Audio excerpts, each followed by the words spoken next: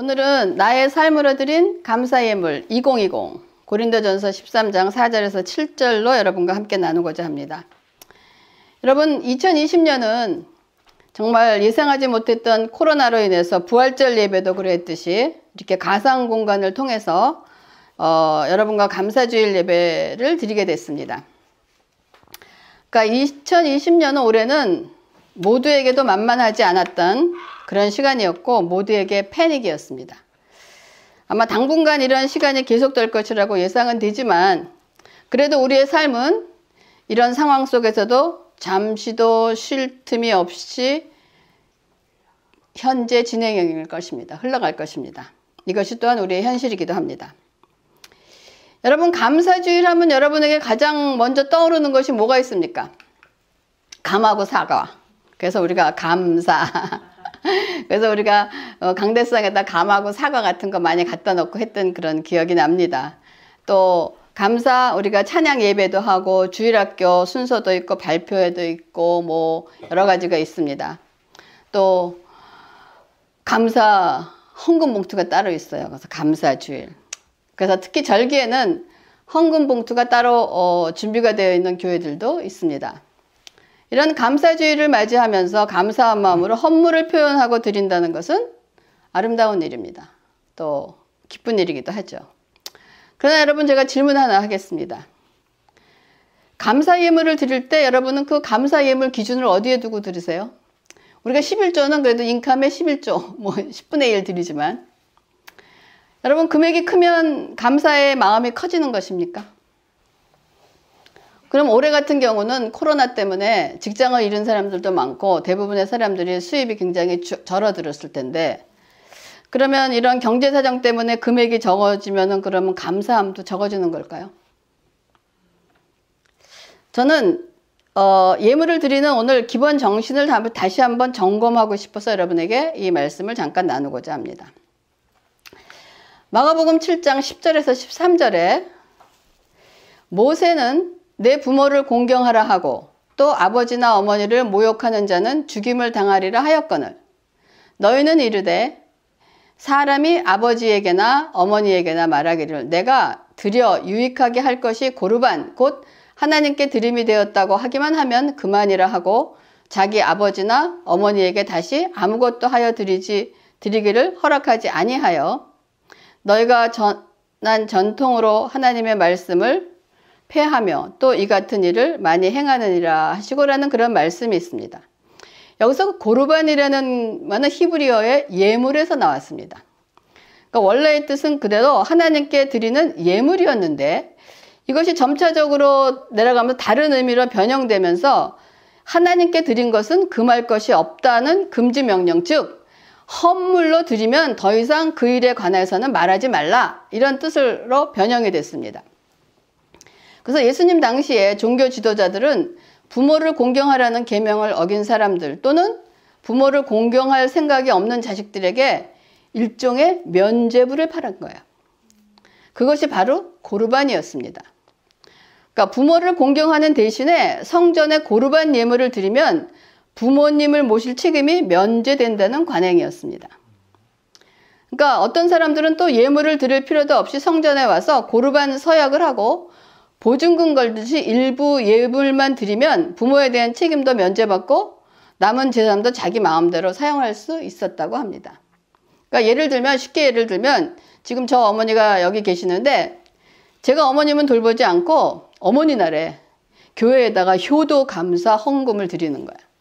그리고 부모 공경을 다 했다라고 하는 거야. 그러니까 모르는 사람은 얼마나 신앙이 좋으면 저렇게 그냥 어버이날 효도 헌금까지 하느냐라고 할지 모르지만은 그러나 실제적으로는 그걸로 끝났다라고 돌보지 않는다는 얘기예요.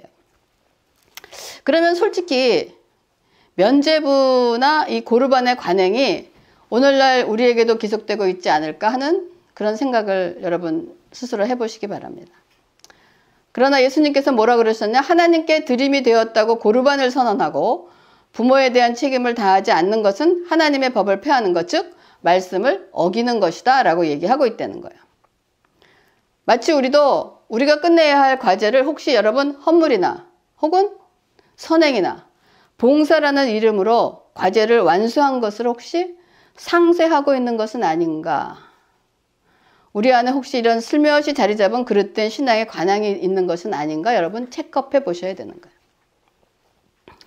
이와는 반대로 다른 예화로 스코틀랜드 태생 아프리카 선교사 리빙스턴이 있습니다. 리빙스턴 굉장히 유명하죠. 이 리빙스턴이 어린 시절 추수감사절 예배 때 감사 예물 헌금 바구니가 왔을 때 리빙스턴의 앞에 오자 리빙스턴이 한 일이 뭔지 아세요? 그 헌금 바구니에 올라탔어요. 그래서 목사님 물었어요. 야 리빙스턴 너 왜 그랬냐 그랬더니 자기는 드릴 것이 돈이 없더라는 거야. 그래서 내 몸이라도 드려야 되겠다 해서 그 헌금 바구니에 올라탔다는 거예요. 여러분 이거 하고 이 고르반이 준 거하고 여러분 많은 생각을 해주는 그러한 예화가 되는 것입니다. 그러므로 중요한 것은 우리가 하나님께 드리는 예물 안에 들어있는 것이 우리의 삶인가 하는 퀘스천이에요. 아까 우리 유스 메시지에서 Thanks Life라 그랬나? Thanks Life라 그랬죠. 우리가 살아있는 어떠한 그 우리의 삶이 그 안에 들어있는 겁니다. 아니면 뭔가 찝찝한 면죄부 같은 것이 아닌가 라는 걸 생각하게 되는 거예요. 우리가 하나님 앞에 드리는 헌물은 비록 물질을 드리고 있지만은 하나님께서 받으시는 헌물은 물질이 아니라 그 물질 속에 담겨있는 저와 여러분의 마음입니다. 그래서 하나님은 즐겨내는 자를 사랑한다라고 말씀하신 거예요. 오늘 제가 설교 제목을 나의 삶으로 드린 감사 예물이라고 했는데 나의 삶이 결국은 제물이라는 겁니다. 즉 우리의 몸을 하나님께 기뻐하시는 거룩한 산 제물로 드리려는 거예요. 그러면 우리는 이런 질문을 던지게 됩니다. 그러면 도대체 나의 삶의 내용이 무엇이냐 이거야. 나의 삶의 내용이 무엇이길래 그거를 하나님 앞에 헌물로 드려야 되느냐. 지금 제가 계속해서 얘기하고 있습니다. 우리의 삶의 컨텐츠는 뭐냐? 거룩이라고 얘기하고 있어요. 하나님의 성품을 담는 것입니다. 신구약에서 여러분 하나님의 성품을 가장 적합하게 나타나는 단어를 뽑으라면 여러분 어떤 단어를 뽑으시겠어요? 여러분 혹시 룻기를 기억나세요? 룻기에서 가장 많이 나왔던 단어를 뭘 뽑으실 수 있겠어요? 헤세드. 저는 헤세드라는 단어를 뽑고 싶습니다. 인간의 언어로 하나님의 성품을 한마디로 표현할 수 없습니다. 하지만 그래도 인간의 단어로 표현할 수 있는 최상의 단어가 헤세드가 아닐까 그런 생각을 합니다. 그래서 성경에는 헤세드에 관한 번역을 여러 가지로 해석하고 있어요. 그렇죠? 그 상황의 맥락에 따라 긍휼, 자비, 인내, 배려, 나눔, 희생, 사랑 등등 많이 표현하고 있습니다. 그래서 하나님의 아가페 사랑도 이 헤세드 안에 포함되어 있는 의미입니다. 그래서 오늘 제가 사랑에 대해서 여러분과 나누려고 할 때 성경이 정의하는 사랑이 무엇인지 알아야 나의 삶을 사랑으로 채울 수 있지 않겠습니까? 여러분들은 여러분 자신이 사랑의 사람이 되달라고 간절한 심령으로 기도를 하나님께 드리고 있습니까? 여러분의 기도 제목이 하나님 저를 사랑의 사람이 되게 해주세요 라고 기도한 적이 있냐 이거야. 그럼 여러분 그럴까? 사랑을 기도로 구하라고요? 사랑의 사람이 되는 거 기도로 구하라고요? 네, 성경이 구하라고 합니다. 바울은 고린도전서 12장에 하나님께서 주시는 영적 은사에 대해서 쭉 나열하고 난 뒤에 12장 끝에 언급하기를 위에 언급된 은사들도 좋지만은 이 중에서 가장 거기서 큰 은사라고 그랬어요. 좋은 은사가 아니고 가장 큰 은사, 더 greater gift라고 그래서 그것을 구하라라고 그랬어요. 그 중에 가장 큰 은사가 뭐라고 하면 사랑이라고 얘기하고 있습니다. 근데 그러고 나서 우리가 너무나 익숙하게 잘 알고 있는 고린도전서 13장 사랑장을 시작하는 거야. 고린도전서 12장 31절에 너희는 더 큰 은사를 사모하라. 내가 또한 가장 좋은 길을 너희에게 보이리라. I will show you the most excellent way라고 그러거든. 모든 가장 엑셀런트한 길을 보여줄게 하면서 13장 시작을 어떻게 하냐? 내가 사람의 방언과 천사의 말을 할지라도 사랑이 없으면 소리나는 구리와 울리는 꽹과리가 되고 여러분 이거 잘 아시잖아요. 그 말로 시작을 합니다. 그것이 사랑장의 시작이 되는데 오늘 이 말씀을 나누고 난 후에 여러분의 마음속에 사랑에 대한 eagerly desire, 아주 간절한 저기 있잖아. But eagerly desire the greater gift라 하죠. 아주 간절한 그러한 소망이 여러분 새겨나기를 기도합니다. 그래서 고린도전서 13장 1절과 3절까지는 바울이 사랑이 왜 중요한 것인가에 대한 설명을 하고 있어요. 즉 12장에서 언급했던 여러 가지 은사들, 뭐 방언의 은사, 예언의 은사, 믿음의 은사, 뭐 남을 도와주는 은사, 이런 것들도 다 행할지라도 사랑이 없이 하는 행위는 울리는 꽹과리 같고 이런 일들을 하는 나 자신 또한 아무것도 아니고 아무 소용이 없다는 일이라고 얘기를 하고 있습니다. 즉 이런 거를 하고 난 후에 이런 모든 행위의 동기가 되고 근원이 되는 사랑은 이런 것이다 라고 얘기하면서 4절부터 사랑은 오래 참고 라고 시작을 하는 것이 고린도전서 13장 사랑에 대한 얘기입니다. 그래서 첫째 사랑은 뭐냐? 오래 참고 라고 되어 있어요. Love is patient.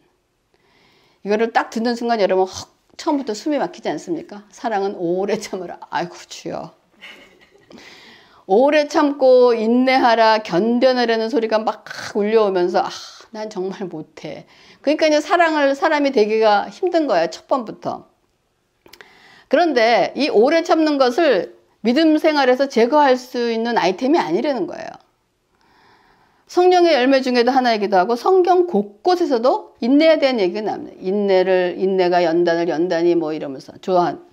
믿음의 조상들도 오래 참는 가운데서 하나님의 역사를 보았던 것을 부인할 수 없는 사실이기에 우리도 가져야 될 덕목 중에 하나가 인내라는 것입니다. 근데 이 사랑은 오래 참고라는 말을 유진 피터스 목사님 또 메시지 성경에서 이렇게 표현했어요. 저는 요거가 조금 더 숨통이 트이는 것 같아. 사랑은 절대로 포기하지 않습니다. 조금 낫지 않아요? 사랑은 오래 참는 것보다는 좀 도전의식이 생기고 뭔가 해볼 만하다 하는 그런 생각이 든단 말이에요. 그러니까 오래 참는다는 것과 절대로 포기하지 않는다는 것이 서로 맥이 통하지 않습니까? 오래 참는다는 것은 내가 절대로 포기하지 않겠다는 거예요. 사랑은 어떤 역경 앞에서도 포기하지 않는다는 거예요. 우리의 인생 여정 속에는 크고 작은 어려움이 있지만 절대로 포기하지 않는다. 뭘 포기하지 않느냐? 역경과 어려움 속에 나 자신을 굴복시키지 않는다는 거예요. 그리고 두려워하지 않겠다는 거예요. 실망하지 않고 낙담하지 않겠다는 거예요. 왜? 우리들은 그 고난과 역경의 끝을 이미 본 사람들입니다. 그러므로 사랑은 오래 참는다, 절대로 포기하지 않는다는 것입니다. 우리는 끝을 아는 사람이기 때문에 절대로 포기하지 않는다라는 것. 사랑은 오래 참는다는 것은 우리는 절대로 포기하지 않는다. 하나님이 함께 하시기 때문입니다. 그러고 난 다음에 두 번째, 사랑은 오래 참고 사랑은 절대 포기하지 않습니다 라고 얘기하고 있어요. 그 다음에 사랑은 온유하며 시기하지 아니한다. 이것도 하나님의 성품 헤세드 안에 있는 것입니다. 사랑이 온유하다는 것은 사랑은 자기보다 다른 사람에게 더 마음을 쓴다는 거예요. 온유하다는 것이 그냥 뭐 순하고 뭐 누가 이래도 이게 아니고 자기보다 다른 사람들에게 더 마음을 쓴다라고 설명을 하고 있어요. 여러분 룻기를 기억하세요? 룻이 이삭을 주우러 나갔을 때 보아스가 뭐라 그럽니까? 다른 일꾼들에게 룻이 곡식단에 이삭을 모으러 오면은 창피 주지 말고 오히려 룻이 더 많이 가져갈 수 있도록 좀 뿌려놔라. 그리고 곡식단도 더 남겨서 놓으라라고 했던 것을 우리가 기억할 수 있습니다. 이것이 뭡니까? 다른 사람에 대한 마음의 씀씀이에요. 그 사람이 부끄럽지 않게 돕더라도 부끄럽지 않게 다른 사람에 대한 배려입니다. 이것이 온유인 거예요. 온유가 물에 물 탄 듯, 술에 술 탄 듯 같은 것이 온유가 아니고 이런 것이 온유라는 거예요. 다른 사람에 대한 배려하는 마음인 거예요. 또 배려뿐만이 아니라 다른 사람의 부족함을 인정하고 더 나아가서 그 부족함을 채워주기까지 한다면 더 정말 멋진 온유가 되는 거예요. 그래서 주님이 온유하잖아. 나의 멍에를 나는 온유하니 내 심령은 온유하니 나의 멍에를 지고 따라와라. 그러니까 나와 다를 때 그것은 틀렸어 라고 되어 있던 사람들과의 관계에서 그것은 틀린 것이 아니고 다른 것임을 인정하게 되자 우리는 어떻게 되냐? 가까운 가족부터 주위에 있는 사람들과 관계가 원만해지는 것. 이것이 온유입니다. 그래서 이것이 온유한 사람이 되는 거예요. 그러므로 온유한 심령을 가진 사람들은 다른 사람들에 의해서 상처를 잘 받지 않게 되는 거예요. 근데 우리는 온전하지 않기 때문에 다른 사람의 말로 인해서 상처를 많이 받습니다. 그 일로 인해서 화가 나기도 하고 상처도 받기도 하고 억울해하기도 한단 말이에요.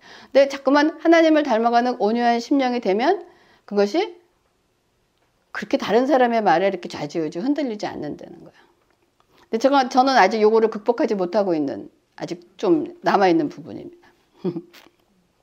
또한 시기하지 않는다라고 돼 있어. 시기하지 않는다. 시기하지 않는다는 것은 자기가 갖지 못한 것을 바라지 않는다는 거예요. 여기 좀 어려운 말이지만 지족자족이라고 돼 있어요. 지족은 분수를 알고 그것을 지키는 것으로 그러니까 네 분수를 알려는 거야. 네 분량대로 하려는 거야. 네 분량만큼만 하려는 거야. 그리고 자족은 스스로 만족하는 것을 지족자족이라고 해요. 이 말을 한 것이 누구냐? 바울이 빌립보서 4장 11절에 바울이 어떤 처지에 있든지 자족하는 법을 배웠다라고 얘기하고 있습니다. 자족하는 법. To be content라고 되어 있습니다. 이거는 자기에게 허락되어 있는 것이나 지금 상태로부터 만족하고 기뻐하려는 것입니다. 여러분, 다른 사람과 비교하여 나에게 없는 것 때문에 애타하지 말라는 거예요. 왜? 왜 나한테는 없는데 저 사람한테는 있을까? 나 저거 가고 싶다. 그거 갖고 애타하지 말라는 거예요. 왜 그래? 우리의 모든 소유가 어디로부터 온 것입니까? 하나님으로부터 온 거예요. 하나님으로부터 온 것을 안 되면 너무나 자연스럽게 갖지 못한 것을 바라지 않을 것입니다. 하나님께서 주시는 모든 은사나 모든 것은 하나님 마음이에요. 그래서 우리가 그걸 선물이라고 그러잖아. 그러니까 남하고 비교할 것이 아니고 하나님께서 내게 주신 것으로 만족하려는 것이 성경이 말하는 사랑입니다. 그리고 세 번째, 사랑은 자랑하지 아니하며 교만하지 아니하며, 그러니까 결국은 뽐내지 않고 자만하지 않는다는 거예요. 여러분, 뽐내면 교만해지는 길로 갈 수밖에 없습니다. 즉 겸손함이라는 거예요. 여러분, 저도 겸손에 대한 많은 설교를 듣고 겸손에 대한 설교도 하고 또 책도 읽기도 하면서 겸손에 대한 지식을 갖고 있게 됐어요. 그래서 지금 이러한 것들을 통해서 지금 저에게 겸손이 무엇냐고 저에게 묻는다면 제가 여러분에게 여러분이 겸손에 대한 어떤 성경적인 지식과 그런 것이 있습니다. 근데 여러분이 지금 여러분에게 여러분이 생각하는 겸손이 무엇이냐라고 물어본다면 여러분 자신도 여러분 것으로 만들어서 대답할 수 있어야 돼. 아, 겸손은 이런 것이다. 왜? 내 삶으로 직접 나와야 되기 때문에. 저는 이 순간에는 지금까지 깨달은 거에서 얘기하고 싶은 것은 저에게 묻는다면 겸손이란 저는 세상을 향해서는 당당함과 여유예요. 그리고 하나님을 향해서는 아멘이라고 대답할 것입니다. 이것이 지금 제가 갖고 있는 겸손의 의미예요. 제 삶 속에서. 왜냐하면 세상이 나를 알아줄 필요를 느끼지 않기 때문에 세상에 대해 당당할 수 있어요. 뭐 세상이 이러쿵저러쿵 세상의 기준에 따라서 나를 판단하는 것이 아니기 때문에 세상에 대해서는 당당할 수 있습니다. 그리고 내 안에 하나님이 계시고 내 인생을 이끄시는 분이 하나님이심을 확신하기 때문에 어떠한 위치에 처해 있을지라도 초조해하거나 불안해하지 않고 여유로운 마음을 가질 수 있다는 거야. 내가 줄의 맨 끝에 끝자리에 서 있을지라도 그것이 나를 초조하게 하지 않는다. 왜? 내 인생을 하나님이 갖고 계시다 그러면 끝에 두시든지 앞으로 옮기시든지 그건 하나님 뜻인 거예요. 어디서든지 나는 그걸 만족하고 할 수 있기 때문에 그것이 하나님 앞에 겸손이다라고 얘기하는 거예요. 이것이 지금 사랑에 대한 얘기를 하고 있는 거예요. 그 네 번째, 사랑은 무례히 행하지 않고 자기 유익을 구하지 아니하며 성내지 아니하며 악한 것을 생각하지 아니한다라고 돼요. 여러분, 어떤 사람이 무례합니까? 교만한 사람이 무례해요. 그렇죠? 지금 근데 계속해서 사랑에 대해서 바울이 여러 가지 단어를 사용해서 설명을 하고 있는데 여러분 다 한 가지로 일맥상통하는 거 느껴지지 않으세요? 뭐 온유하다, 오래 참는다, 시기하지 않는다, 교만하지, 이거를 다 통해서 보면 그것이 다 맥으로 쭉쭉쭉쭉쭉 연결이 돼요. 보세요. 남에 대한 배려가 없는 사람은 자기가 갖고 있지 않은 것을 가지려고 시기 질투합니다. 그렇죠? 또 시기심이 많은 사람은 자기 자랑을 늘어놔요. 그리고 자신을 뽐내면서 교만을 나타냅니다. 그렇죠? 그러니까 교만한 사람은 어때요? 무례해요. 그 갑질을 하는 그 태도를 하게 되어 있습니다. 이런 사람은 자기의 유익만을 추구하기 때문에 항상 자기 중심적이고 me first입니다. 그리고 자기 뜻대로 되지 않을 때 화를 내요. 그리고 다른 사람의 약점을 꼬치꼬치 깨고 드러나서 자신의 유익을 취하려고 합니다. 자신의 약점을 저 사람을 다른 사람의 약점을 자기의 유익으로 취한다는 거야. 그러나 사랑의 사람은 이와 반대라는 것입니다. 사랑은 무례하지 않는다는 것은 다른 말로 얘기하면 다른 사람에게 자기를 강요하지 않는다는 거야.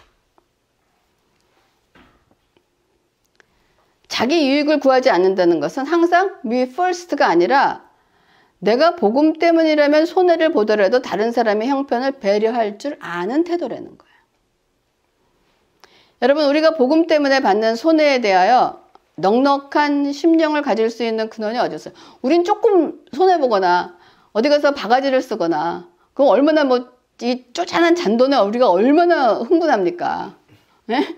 그리고 쪼잔한 거에 또 누가 얻으면 또 그걸로서 얼마나 기뻐합니까? 우리는 그런 사람이에요. 근데 어떻게 손해에 대해서 우리가 좀 넉넉하고 그런 심령을 가질 수 있을까? 여러분, 어떤 경우에 내가 손해를 보았다고 하지만 진짜 손해를 본 분은 따로 있어요. 내가 내 손해에 대해서 그렇게 막 치를 떠는 것은 어떠냐면 그게 내 거기 때문이라는. 근데 사실은 모든 것이 내게 아니라는 것을 우리가 순간순간 잊어버리고 산다는 거야. 그래서 우리가 정말 손해보는 것은 내가 손해보는 것이 아니고 하나님이 손해보셨다는 거야. 그래서 우리가 실수해서 우리가 손해를 볼 수도 있지만 정말 우리가 복음을 위해서든지 어떤 일을 할 때 하나님 때문에 내가 손해를 감수한다 그러면 그 손해는 내가 본 게 아니고 누가 보느냐? 하나님이 보셨다는 거야. 그럼 하나님이 그 손해를 보셨으면 그 손해에 대한 책임을 누가 지시겠습니까? 전 하나님이 지시고 하나님의 방법으로 책임지실 것이라고 믿습니다. 하나님이 책임지시는 방법은 꼭 나에게 보태주시지 않아도 돼요. 왜냐하면 하나님이 난 그냥 포게리 탄다 그러면 하나님이 포게리 탄다는데 내가 다다라고 할 수는 없는 거잖아요. 하나님이 책임지시는 방법도 하나님께 있다는 것입니다. 근데 우리가 자꾸만 내가 가진 모든 것들이 하나님께라는 걸 자꾸 잊어버리기 때문에 그런 걸 자꾸 잊어버릴 때 하나님은 그건 네 거 아니야 라고 알려주시기 위해서 우리 삶 속에서 어떤 일이 일어난다는 거 한번 생각해 볼 문제입니다. 그리고 사랑은 화를 쉽게 내지 않습니다. 우리 성경은 성내지 아니한다 그랬는데 영어는 not easily angered라고 조금 다르죠. 그렇죠? 화를 내지 않는다는 거하고 쉽게 화를 내지 않는 의미가 다릅니다. 혹시 여러분 주위에 화를 잘 내는 사람 알고 계세요? 직장에서 일할 때 화를 잘 내는 사람들 있을 거예요. 그러니까 살다 보면 화나는 일이 왜 어찌 없겠습니까? 물론 있을 수 있어요. 그런데 자신들이 화를 쉽게 뻑하면 화내는 사람 있죠. 이렇게 화를 잘 내는 사람은 내가 만약에 그렇게 화를 잘 내는 사람이다. 아니면 내 주위에는 누가 그렇게 뻑하면 화를 잘 내는 사람이다 라고 그런 사람이 있다면 여러분들은 그 사람을 화나게 하는 외부 요인보다는 자신의 내면의 내부 요인을 먼저 들여다봐야 돼. 내가 그냥 뻑하면 화가 난다 그러면 어떤 사건 때문에 내가 화가 나는 게 아니고 내 안에 내부의 요인에 그 뻑하는 성질이 있다는 거야. 그래서 혹시 여러분이 주위의 상사나 주위 사람들이 뻑하면 화를 내는 사람이 있으면 그 일로 인해서 맨 처음에는 상처를 받거나 저 사람은 왜 저래 라고 할쯤에 한 발짝 더 나가보면 그 상황이 아니라 그 사람 속의 내면에 그 일을 건드리는 트리거가 있다는 거예요. 그거를 안 되면 조금 이해할 수 있습니다. 저 화가 나에게 내는 화가 아니고 지가 지분을 못 이겨서 하는 거죠. 그거 어떡합니까? 지가 지분을 못 이겨서 화를 내는 걸 어떻게 하겠습니까? 불쌍할 뿐이죠. 속으로 뭐 한다. 그래 지절 뭐 이런 그 지나갈 수밖에 없는 거잖아요. 그래서 야고보서 선지자는 야고보서 1장 19절에서 20절에 내 사랑하는 형제들아 너희가 알지니 사람마다 듣기는 속히 하고 말하기는 더디하며 성내기도 더디하라. 사람이 성내는 것이 하나님의 의를 이루지 못함이다 라고 얘기하고 있습니다. 그러니까 이것이 야고보 선지자가 우리들에게 정확한 가이드라인을 주고 있는 거예요. 듣는 것을 속히 하라는 것은 빨리 알아듣고 파악하라는 거예요. 그러니까 말하기는 더디하라는 것은 입방정 떨지 말라는 거예요. 참을성 없이 말로 내뱉어서 모든 것을 망치지 말라는 것입니다. 그리고 상황에 적합하게 신중하게 말하는 것을 얘기하는 거예요. 그리고 난 다음에 화도 슬로우 천천히 내려는 거예요. 욱하는 대로 욱하지 말고 자신을 다스릴 수 있어야 된다는 거야. 왜 화를 내느냐? 화를 내는 이유는 곧 자기중심적인 사고와 탐욕의 표출이기 때문에 내 맘대로 안 되니까 화가 나는 거예요. 그러니까 화를 내는 것은 하나님의 의를 이루지 못한다라고 얘기하는 것은 나의 의가 하나님의 의를 맞서기 때문에 하나님의 의를 이루지 못한다고 야고보 선지자가 얘기하는 것입니다. 그러고 난 다음에 사랑은 악한 것을 생각지 아니하며 라고 되어 있어요. 이건 다른 사람의 약점을 지적질하지 않는다는 거예요. 근데 우리 말에는 악한 것을 생각지 아니하며 하니까 꼭 나쁜 것을 생각한다 그러는데 그거보다는 저기 영어로 보면은 it keeps no record of wrong. 그러니까 저거 훨씬 더 이해가 답잖아. 다른 사람의 그 약점을 다 킵해놓고 그냥 때가 되면 그걸로 그냥 하는 거. 그거 하지 않는다는 거예요. 그러고 난 다음에 또 사랑은 불의를 기뻐하지 아니하며 진리와 함께 기뻐하고 모든 것을 참으며 모든 것을 믿으며 모든 것을 바라며 모든 것을 견딘다라고 얘기하고 있습니다. 그러니까 다른 사람이 잘못되는 것, 다른 사람이 기뻐하지 않고 옳은 일에 대해서 기뻐하려는 거야. 즉 내가 싫어하는 사람일지라도 잘못된 것을 기뻐하지 말라는데 이것도 좀 잘 안 되는 일 중에 하나입니다. 근데 기뻐하지 말고 불쌍히 여기는 마음을 가져야 한다는 것입니다. 그리고 바울은 진리 속에서 기뻐하면서 모든 것을 참고 믿고 바라고 견디라고 사랑의 정의에 대한 결론을 지금 마무리하고 있습니다. 근데 바울은 사랑은 오래 참는 것으로 시작해서 결론에 와서는 오래 참는 것이란 결국 뭐냐? 모든 것을 바란다. 즉 여기 바란다라고 참고 모든 것을 참고 바라고 믿고 견디라고 그러는데 여기서 모든 것을 참고라고 되어 있어요. 참고가 patience보다는 protect, 배어한다는, 즉 잘못된 것으로부터 돌아설 수 있도록 참고 기다려준다는 거예요. 사랑은. 그러니까 배려하는 마음이지 않습니까? 그리고 믿고 바라고 견디는 것이라고 마무리하고 있어요. 그러면 왜 사랑은 참고 믿고 바라고 견뎌야 하는가? 고린도전서 13장 8절에서 10절에 사랑은 언제까지나 떨어지지 아니하되 예언도 패하고 방언도 그치고 지식도 패하니라. 우리는 부분적으로 알고 부분적으로 예언하나 온전한 것이 올 때는 부분적으로 하던 것이 패하리라.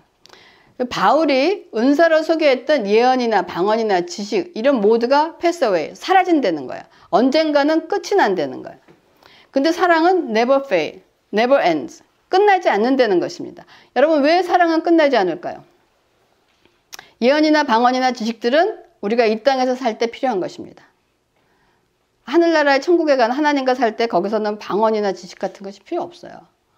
그렇지만 사랑은 영원하기 때문에 연장선상에 계속된다는 거야. 그렇지만 이런 것들은 온전하지 않기 때문에 부분적이고 온전한 것이 오면은 부분적인 더 이상 존재할 필요가 없기 때문에 예언이나 방언이나 지식들은 패한다고 지금 얘기를 하고 있는 것입니다. 그렇기 때문에 고린도전서 13장 13절에 그런즉 믿음, 소망, 사랑 이 세 가지는 항상 있을 것인데 그 중에 제일은 사랑이다 라고 얘기하고 있습니다. 여러분 이 사랑에 대한 정의를 여러분 확실히 이해한 줄 믿습니다. 고린도전서 13장이라고 말하면서 많은 성도들이 이거 다 외우고 있는 사람 굉장히 많아요. 저는 못 외우고 있지만은. 그렇지만 여러분 암송으로만 끝나면 아무 소용이 없어요. 이 말씀이 우리의 삶의 자세와 태도 그리고 사고방식을 이끄는 매뉴얼이 되어야 된다는 거예요. 여러분 그래서 여러분들은 우리 각자의 삶에 이러한 사랑이 각자의 삶에 새겨져서 우리들은 이것을 전하는 사람임을 잊지 마시기 바랍니다. 사랑의 사람으로 하나님 앞에 드려지는 헌물이 되시기를 바랍니다. 여러분 나의 지난 세월을 돌아보고 오늘 민주가 얘기했던 것처럼 나의 나 된 것은 오직 하나님의 은혜임을 고백하게 하심을 감사드리면서 여러분 완전한 그날에 이르기까지 우리는 다음 세 가지를 행함으로 완성을 향해 나가야 돼요. 여러분 하나님을 꾸준히 신뢰하십시오. 믿음이에요. 여러분 믿음은 엄청난 사건을 통해서만 생기는 것이 아니에요. 여러분이 믿음을 갖게 해달라 그러는데 우리들은 우리들의 일상생활을 여러분 무시해서 안 됩니다. 여러분 다윗이 돌팔매 기술이 뛰어나서 골리앗을 이겼습니까? 다윗은 양을 치면서 매일매일 반복되는 일상생활 속에서 돌팔매 기술이 아니라 보이지 않는 어떤 손길이 자신의 생명을 지키고 있다는 사실, 그 손길이 하나님의 손길이라는 것을 알게 되었기 때문에 다윗은 골리앗과의 싸움에서 묵직한 확신이 있었어요. 그의 확신은 바로 뭐냐? 일상생활에서 검증된 믿음입니다. 그 제가 여러분에게 얘기하는 거, 직장에 갈 때, 힘들 때, 어떤 작은 일이라도 기도하라는 거예요. 왜냐하면 그것이 직장, 일상생활에서 검증된 믿음으로 나타나게 돼 있는 거예요. 애를 기를 때, 우리 민주가 그 있잖아. 은가천사. 그 하나님이 은가천사 와서 이거가 일상생활에서 할 때 걔가 그거를 응가할 때 느껴지는 것이 뭐냐? 아, 하나님이 내 기도를 들으시고 이 작은 일에서 생겨나는 믿음인 것이에요. 여러분, 이런 작은 일을 통해서 여러분의 삶이 매일매일 골리앗과의 싸움이 되고 싶기를 원하십니까? 이런 큰 믿음 얻기 위해서 맨날 골리앗과 싸우기 원하세요? 원하시면 그 삶을 사세요. 하지만 우리의 잔잔한 일상생활에서 확증된 그 믿음이 믿음의 믿음을 더해갈 때 우리의 삶 속에서는 가끔씩은 골리앗과 싸움이 있어요. 그 싸움을 대비해서 일상생활에서 확증된 우리가 믿음의 사람이 돼야 된다는 것입니다. 그래서 그걸 기억하시고 흔들림 없이 소망하시고 아낌없이 사랑하시기 바랍니다. 그래서 제가 2020년도 표를 우리 삶을 하나님의 말씀으로 채우려고 헌신하자라고 한 달에 한 번씩 성경 구절을 드렸는데 지금 11월이 돼서 11개의 성경 구절이 왔는데 여러분이 얼마만큼 팔로우업을 했는지는 잘 모르겠습니다만 여러분이 뿌린 대로 거둘 것입니다. 그래서 제가 2021년에는 사랑의 사람이 되기를 위해서 고린도전서 13장을 우리 교회의 말씀으로 하려고 합니다. 그래서 여러분, 우리의 삶을 하나님 앞에 우리의 삶 자체를 하나님께 드리는 헌물이 되기를 하나님께 감사드리면서 2020년 생스기빙을 하나님께 감사함으로 드리겠습니다. 기도하겠습니다. 하나님 감사를 드립니다. 오늘 또한 감사주일을 맞이하면서 우리가 우리의 삶으로 드린 아버지 감사 헌물을 하나님께서 기쁘게 받으시고 하나님 영광 받아 주시옵소서. 감사를 드리면서 모든 말씀을 예수님의 이름으로 기도합니다. 아멘.